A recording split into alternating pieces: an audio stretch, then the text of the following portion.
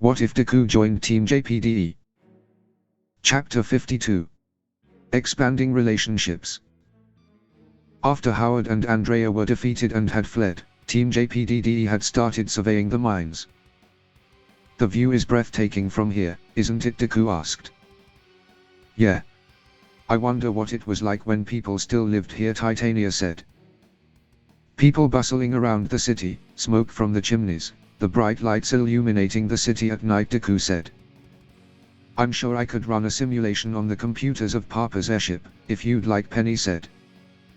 Thanks for the offer, Penny, but it was just daydreaming. No need to go through all that trouble, Titania said. I see. The offer still stands, though, Penny said. Anyway, we're done surveying our part of the mines. What about you, Penny? Deku asked. If you are done as well, that means everyone's finished with their assigned survey. Jack is waiting for us downstairs, Penny said. Let's go then, Deku said. The three then joined the others. This is going to be the most dangerous thing we've ever done. Professor Peach found a map of the tunnel. They go deeper and stretch further than we could have ever imagined, Jack said. Despite the relatively short time the mining operations have remained open, the crews amassed an impressive amount of chambers and horizontal passages. Added all together, the total length of the mine is 287 kilometers, Peach said. Holy, David said. And the deepest point reaches at 327 meters, Peach said. You could fit all of Beacon upside down in it, Evelyn said. 2 times, Penny said. Thanks, Penny. We really needed more dread, Evelyn said. Oh, you're welcome, Evelyn, Penny said. Exploring all of it could take months. And that's without counting the fact that this place has been left unattended for a decade. It's not just a matter of what awaits us down there, there's also the inherent dangers of a mine, Jack said. Like what? Titania asked. Pockets of explosive or poisonous gas. KVNS. Floodings. Asphyxiation, Peach said. So the usual with an abandoned mine. What great luck, Deku sarcastically said. This is starting to make me wish we were back in Barito, Titania said. After 10 years, I doubt the ventilation is still working. There's not even any electricity in this area, Janara said. This is going to take a lot of preparation. And most of it is going to rely on you and Janara, David, Jack said.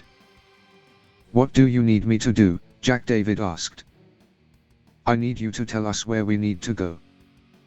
How deep? I need you and Penny to do what you did the first day we were here, again, and find the boss, Jack said. I shared my aura with him, that day. I can do it. Leave it to me, David said. Janara, I need you to restore this area's power grid. And I need you to use your creatures to explore the elevator shaft and the tunnels and clear out the ventilation, Jack said. Will do, Janara said. Wait, did I just take an order from her? Janara thought. We're going to need the right equipment. We're going to need a few people as backup.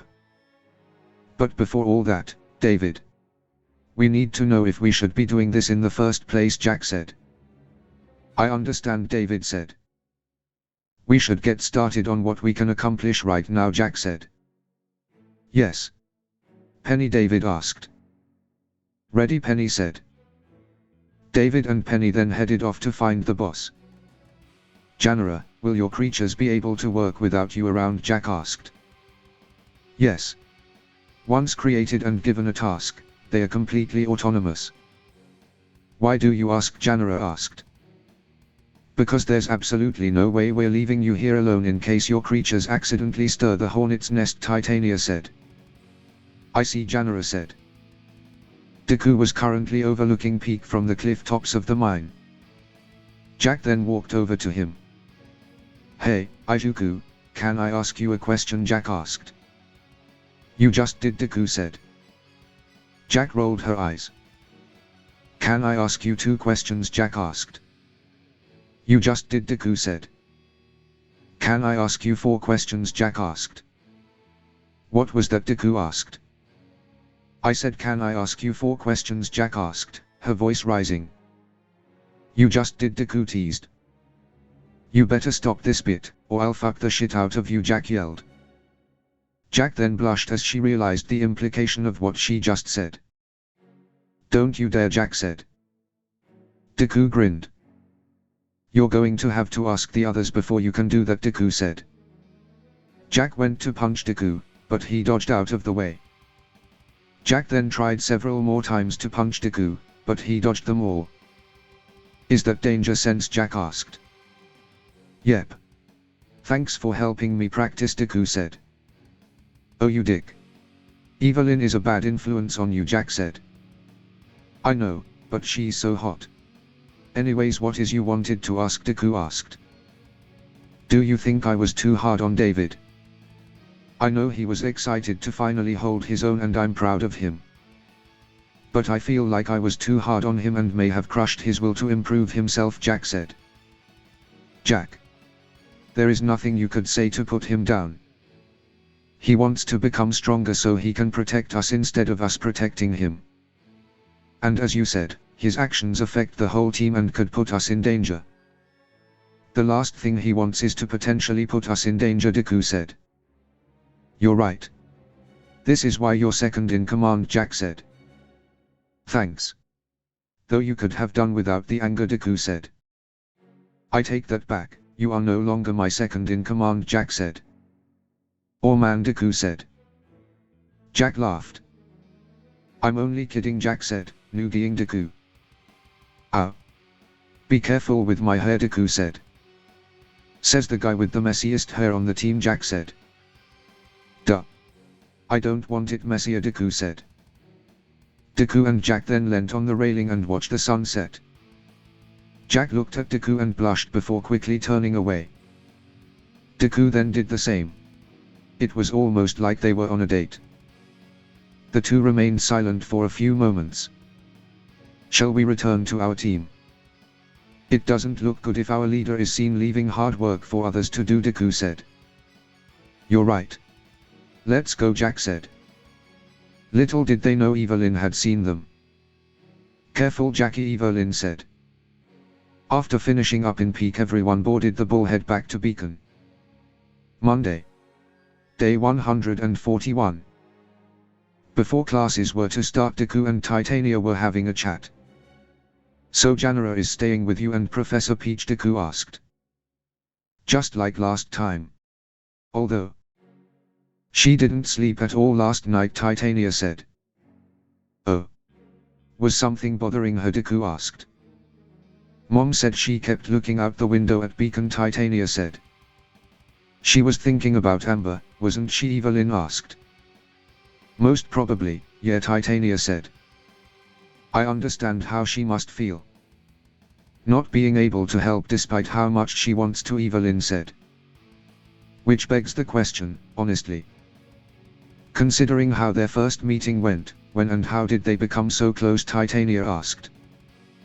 Well, Janara had been alone in Peak for many years, and despite her attitude she must have felt very lonely.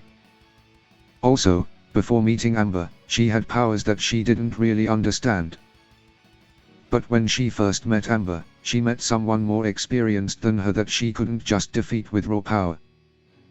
And instead of putting her out of action and capturing her, she let her go and told her what she was doing wrong. She was the first person to teach her something about herself. Amber is someone Janara can look to for help, even if Amber doesn't have any answers, Deku said. The first to teach her something about herself. Okay, yeah, with what we learned about mine and David's origins. I understand 100% while she feels this close to Amber, now Titania said. Speaking of which, since it ties into the boss, are you going to share what Evelyn saw and she found, Deku asked. I think it may be time, yes. I'll have to ask her, Titania said. Deku. Do you know how much Arabella is going to need, Evelyn asked. I don't know. And I'm sure David doesn't either. So, we'll have to ask, Deku said. It was the last class of the day, but unfortunately Team JPDE had to split up due to the fact there were no free rows. Deku quickly found an open set at the back of the classroom. "Hey Minor, is this seat free?" Deku asked. "Hey Izuku." "Yeah, this seat is free, you can sit," Minor said. "Thanks." "So, how come you're sitting alone?" Deku asked. "My boyfriend called, and our conversation went on for a while, and before I knew it the bell rang. So when I entered class my team and friends were already sat down and any spaces next to them had been taken," Minor said. "I see. Reminds me of my team's first week here. We arrived later than everyone else and so had to constantly split up, but it wasn't all bad. I got to make some great friends after all," Deku said. "That's one way to look at it." "So, what to play the getting to know you game?" Minor asked. "Sure, why not? Nothing bad can come of it," Deku said. Minor smirked. "No indeed," Minor said. Deku and Minor then began to get to know each other well. Very well. During the second half of the class, Minor had begun to play with Deku and soon Deku began to play back. The two fought to make the other submit, and by the end of class a winner had been decided. "Alright Team JPDE. What shall we do this afternoon?" Evelyn asked. "I think I'll go and train this afternoon," Jack said. "I think I'll join you. I want to practice more with Bella's inspiration," David said. "Moo. I was hoping to have some fun time this afternoon," Evelyn said. "Sorry love," David said. "It's alright Evelyn. I'll be more than happy to join you." "And would you join us?" Izuku Penny asked. "As enticing as that sounds, I've kind of got my hands full," Deku said. The others were confused on what he meant. The four then noticed Minor. "Oh, hey Minor. Do you need something?" Jack asked. "Oh, no," Minor said.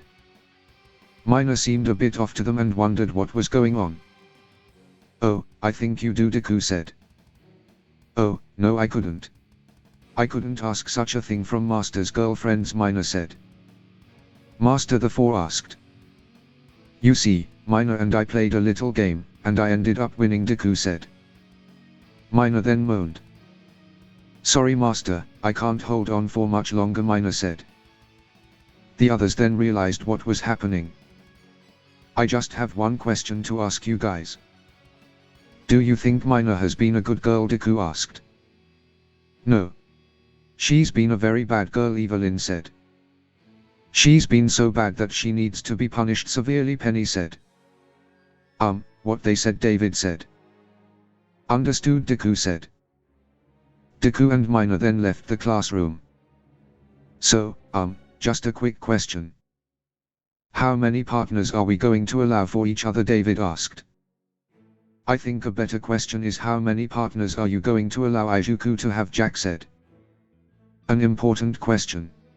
Izuku has a lot of prospective partners," Penny said. "You know what? Screw it, he can have 100 girlfriends for all I care." "That is including us," Evelyn said. "And what if he does reach 100 girlfriends?" Jack asked. "Then I'll eat my own clothes and walk around the school in the nude," Evelyn said. "Penny, predictions?" David asked. "With the current information I have, I'd say there's a 50-50 chance of that happening," Penny said. "I don't like those odds. I would like to be able to sleep at least once a week," Jack said. "Then I suggest finding a new place to stay," David said. "You're right. I wonder if Lisa will let me stay over?" Jack questioned. On the other side of the classroom, the rest of Team Megai and Ruby had seen and heard everything. Minor has actually submitted to someone." "I don't believe it," Orium said. "Guess there's a first time for everything," a boy with green and black hair said. A girl with black hair with purple highlights remained silent. "Team RWBY team meeting," Ruby yelled. Using her semblance, Ruby grabbed the members of Team RWBY and pulled them into an empty classroom. "Ruby! What the hell?" Weiss yelled. "Yeah, Ruby. Why did you just kidnap us?" Young said. Young, taking us to a room where we can just leave doesn't really count as kidnapping, Blake said. If that's what you want to believe, Young said. Sister, friends, Weiss, Ruby said. Oh, not this again, Weiss said. This better be as good as last time, Young said. 4 minutes and 7 seconds ago I had a thought. All of you cannot deny to liking Izuku, Ruby said. He's just a good friend, Weiss said, blushing. Well, of course, I like him. We're friends after all, Young said, blushing. He's nothing special to me, Blake said, blushing. Don't lie. You all like him, there's no point in denying it. So, I gathered you all here to discuss your feelings and how it will affect our team. And as Izuku's third girlfriend set some ground rules, Ruby said. Ground rules, Weiss asked. Yes. To avoid jealousy in the team, none of us will make a move on Izuku. We can of course invite him out to do stuff, but you can't initiate hand-holding and kisses. He will be the one to initiate such things, understand, Ruby asked. I suppose it's the best thing for us to do, Weiss said. Fine. I won't pin him to a wall and ask him to bang, Young said. Young's eye long, Weiss yelled. Young laughed. I won't ask him to act out scenes from my book then, Blake said. Not you too, Weiss said. So we're all in agreement, Ruby asked. Yes, Weiss said. Yep, Young said. Yeah, Blake said. All right. Team meeting dismissed, Ruby said. Deku had gone to the market in Vale to get some sugar. He was about to leave the market when... Excuse me, young man, a woman said. Deku turned to see a woman with feline faunus ears. She was wearing clothes that quickly gave it away that she was not from Vale. Yes. How can I help you, Deku asked. Sorry to bother you, but you wouldn't happen to be a student at Beacon, would you, the woman asked. Indeed, I am. My outfit kind of gives it away, Deku said. That it does, but I could actually tell because you're an aura user and you're too young to be a full-fledged hunter, the woman said. That also makes sense, you could feel my aura, Deku said. Not really, no, the woman said. How, Deku said. I don't have any ability to use or sense aura myself, but I've learned to pick them out in a crowd, so to speak, the woman said. That's an interesting trick. How do you manage to tell if someone is an aura user without feeling aura, Deku asked. Why thank you, it's a neat trick I picked up over my years. Anyway, you so seem to be a bit young to be attending Beacon, but I had a feeling you actually are attending Beacon despite your age, the woman said. You're right. I'm younger than my peers. I was accepted into Beacon under special circumstances. And in fact, there is another first year who is around my age, Deku said. I see. Then you're just the sort of person I'm looking for. You wouldn't happen to be acquainted with a cat faunus with black hair and golden eyes just like mine, the woman asked. You're Blake's mother, aren't you, Deku asked. I was fairly certain you knew her, but it would have been weird asking out of the blue, the woman said. Let me guess, you could tell the same way you could still tell I'm an aura user, Deku said. Indeed. My name is Callie Belladonna. A pleasure to meet you, Mr. Callie asked. Midoriya. Izuku Midoriya. The pleasure's mine, Mrs. Belladonna, Deku said. Oh, please do call me Callie. I get enough Mrs. and Lady from the people back home, Callie said. Well, that'd be a bit weird considering, Deku said. Considering you're not exactly just friends with my daughter, Callie asked. Are you sure you don't have semblance that allows you to read minds, Deku asked. I do not. But believe me, I wish that was the case. Callie's face fell. I could have prevented a few things. Let's just say there's a reason why I'm speaking to you right now instead of just going to Blake directly, Callie said. You're not on speaking terms, Deku asked. No. Haven't been for a long time, Callie said. I see. But before you continue, shall we sit down somewhere and get something to drink instead of standing around in the middle of the street? Deku asked. Callie smiled. That would be lovely, Callie said. Deku and Callie then headed to one of the cafes in Vale. It's a nice place. Do you come here often? Callie asked. Not that often, but enough to like their tea above other places, Deku said. I appreciate you taking the time to indulge me, Izuku, Callie said. Think nothing of it. I can only imagine how worried you must be about Blake, Deku said. You're very kind.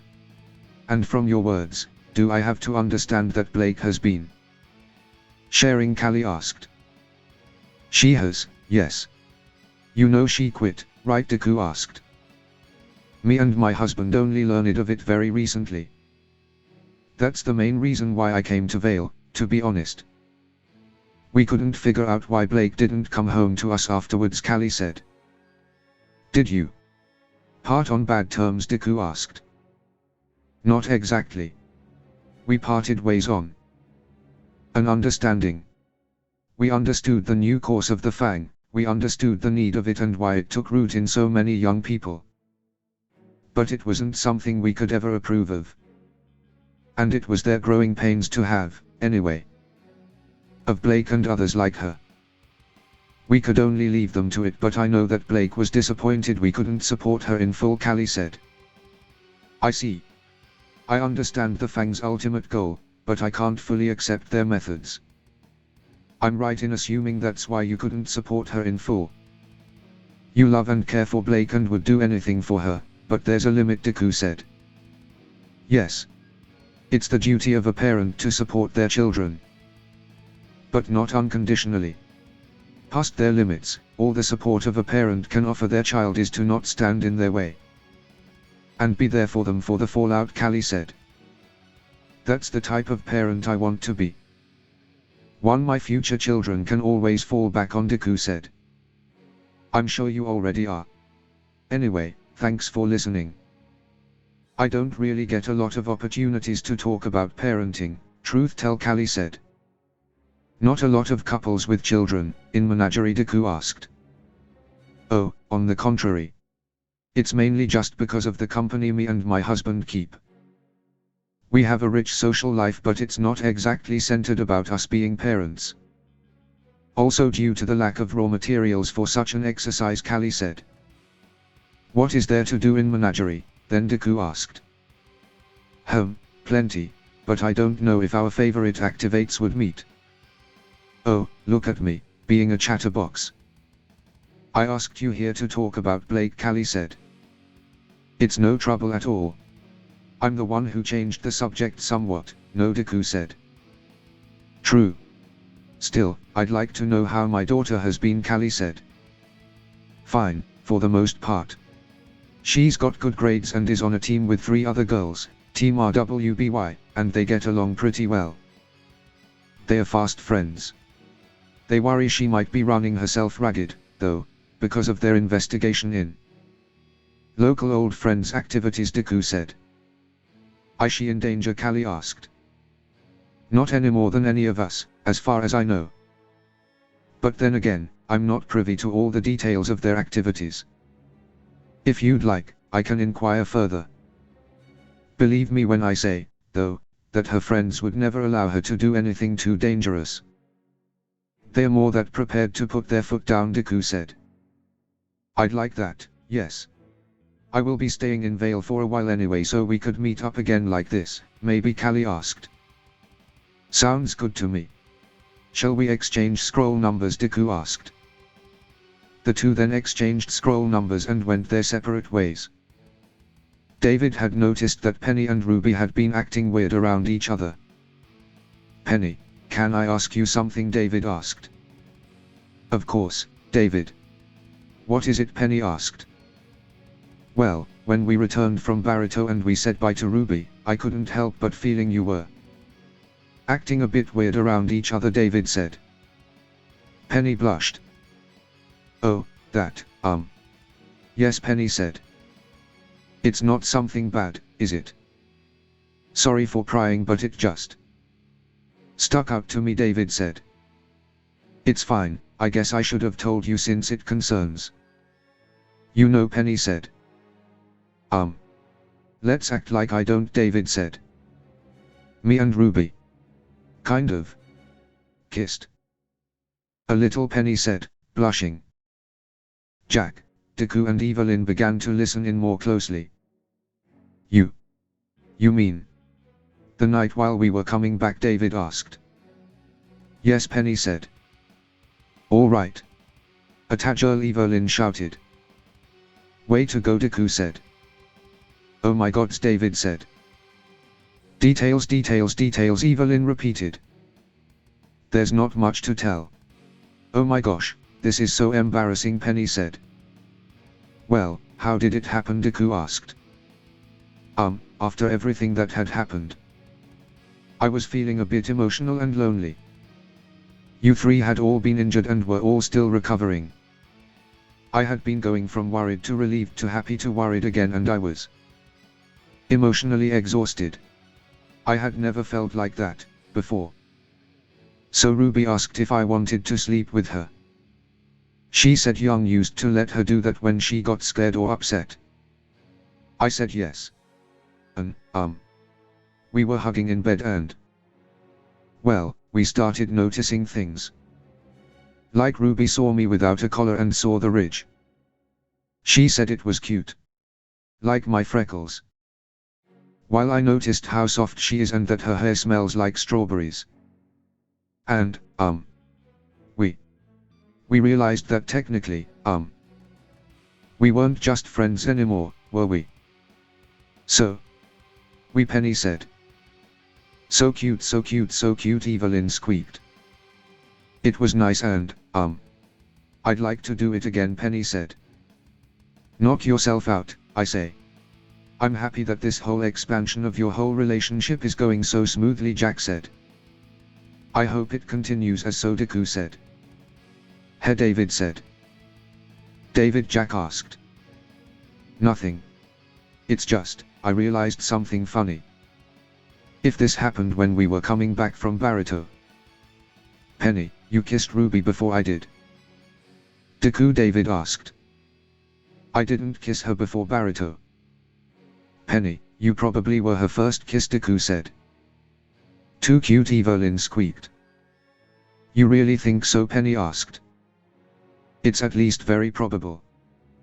Anyway, I'm happy too, David said. Seems like we're all happy, Evelyn said. Yeah. And now I can just see Ruby getting teased to hell and back about this, Deku said. Young does seem like the type, yes, Jack said. Yeah, David said. Team JPDE would need to get some backup if they were going to go into the mines of Peak. After discussing for a long time, it was decided that there was only one group of people they were willing to ask for help. Deku was going to ask them for help as he had drawn the short straw. Deku soon arrived at Team RWBY's dorm room. He knocked on the door and Ruby was the one to answer. Deku. Good evening, Ruby said. Hey, Rubes. Do you have a minute? I need to talk to you about a couple of things. Secret things, Deku said. Secrets? Oh, I see. I'll be right back, Ruby said. A short while later, Ruby and Deku were now in the gardens.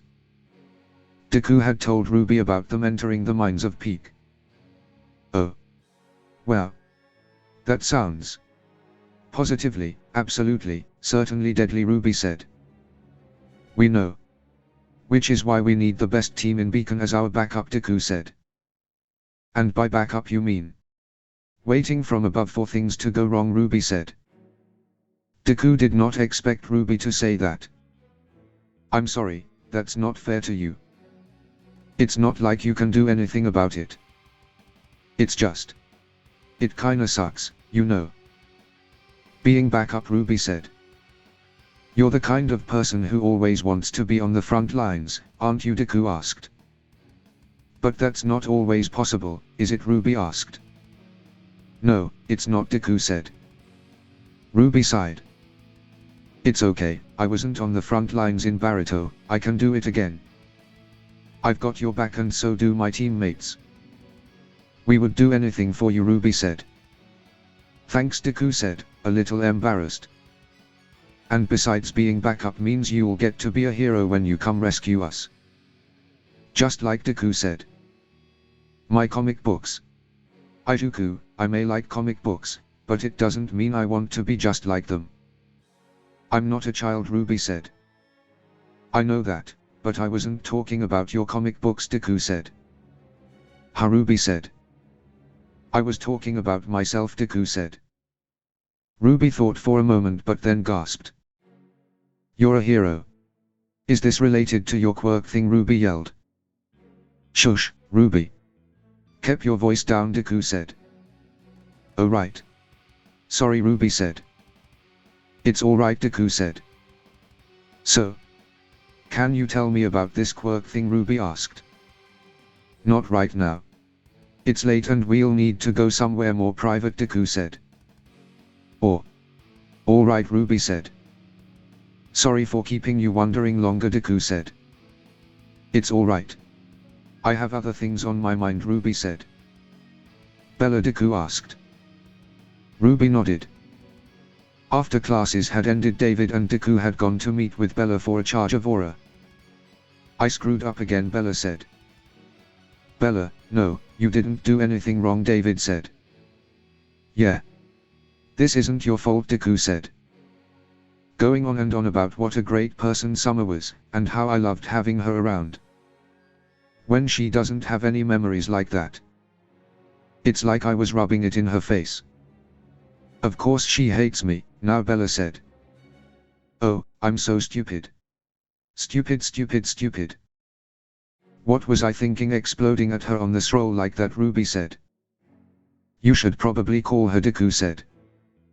Think I haven't tried. She won't pick up my calls. Tomorrow I'm coming with you and David so I can apologize to her. And that's final, Ruby said. Fine by me. Just be sure to stay out of sight until you can spring your super duper sorry apology on her, Deku said. Why is having friends so difficult? Ruby asked. I don't know. I don't have any real trouble with friends, Deku said. I wonder why. Not like everyone you meet falls head over heels for you, Ruby said. What do you mean by that? Deku said. Oh, nothing. Just make sure I'm first from my team, Ruby said. Deku and Ruby then went to their respective teams' dorm rooms. I'm back. Ruby agreed, Deku said. Welcome back, Izuku, Penny said. Bet she wasn't happy about waiting by the lighthouse, Evelyn said. That's something I would bet an arm and a leg on. She'll never like being back up, David said. You're absolutely right. But she knows we asked her because we can rely on her, so she at least accepts it. Where's Jack? Deku asked. Sleeping. The three of us spent the afternoon researching mining, Evelyn said. I see. And continuing on the topic of sleep, have you had any luck contacting the flame? Not last night. It's sadly not an exact science. He said I can contact him when I go into my subconscious or something like that. It's not something I can do on command. Deku, you have any tips? David asked. Sorry, but no. The vestiges are the ones to contact me. I don't even know how to contact them, Deku said. Maybe you could try with lucid dreaming, Evelyn said. What? David asked. Oh, that's a good idea, Penny said. What exactly is lucid dreaming? David asked. It's a dream in which you know you are dreaming, and you can be able to control what happens in your dream, Deku said. Since dreams are tied to your subconscious mind, it may help you contact the flame, Penny said. Let's say I understand what you said 100% anyway, it's worth a try. And speaking of things worth a try, Bella managed to give us an estimate of how many more sessions she's going to need, David said. Really? Penny asked. How many, then? When will she be ready? Evelyn asked. If I keep on giving as much aura as I did today every day, give or take. 7 more times, David said. Which means that by next week, She'll have all the aura she needs, Deku said. End of chapter 52.